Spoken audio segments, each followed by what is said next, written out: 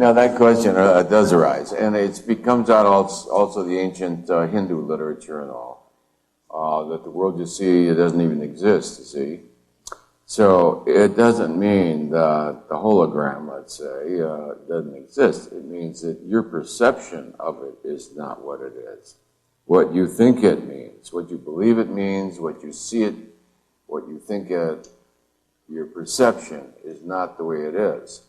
First of all, perception arbitrarily selects out of time. See, all things are in the process of evolution.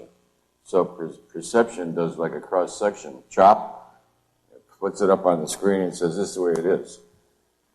So it takes it out of time, it takes it out of context. So perception, by virtue like a camera, takes a snapshot, but it takes it out of time, it takes it out of meaning, it takes it out of karmic evolution. So we can't really see. The reason we can't judge anything is because we can't even see what it is. All we have is an appearance. And then make a snap judgment on an appearance, and the appearance, of course, is not what the thing is. And then when we see what the thing is, it all dissolves. So when you ask the Holy Spirit for a miracle, what you're asking the Holy Spirit to do is to recontextualize this thing, to take it out of time, place, judgmental limitation of perception, and reveal it,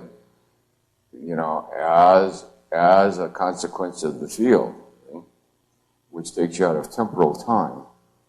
So it's saying that temporal time and the appearance, the illusion of sequence, etc., which we just talked about a few minutes ago, is just an illusion, and that no such sequence is even happening.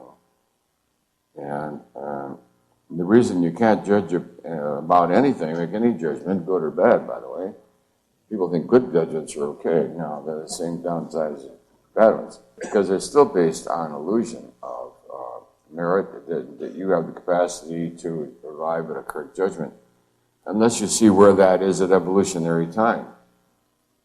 Let's say a person goes out of a body after the fourth lifetime of failure and says, this time I'm going to make it or die, and chooses the pathway of addiction. As they go to hit bottom, then what you're seeing is a success. Success.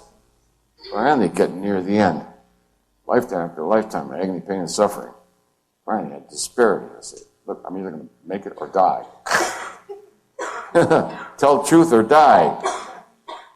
So that's a stunningly successful lifetime that you're witnessing. For us to say, oh, he's a spiritual failure because he hasn't surrendered yet.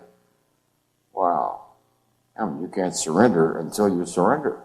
And we turn up the energy, the dole meter that measures pain. Behind the ego, let's go. So who would throw themselves into a pain meter, a pain machine? Only a person desperate to reach God. Spiritual desperation drives people to such extremes.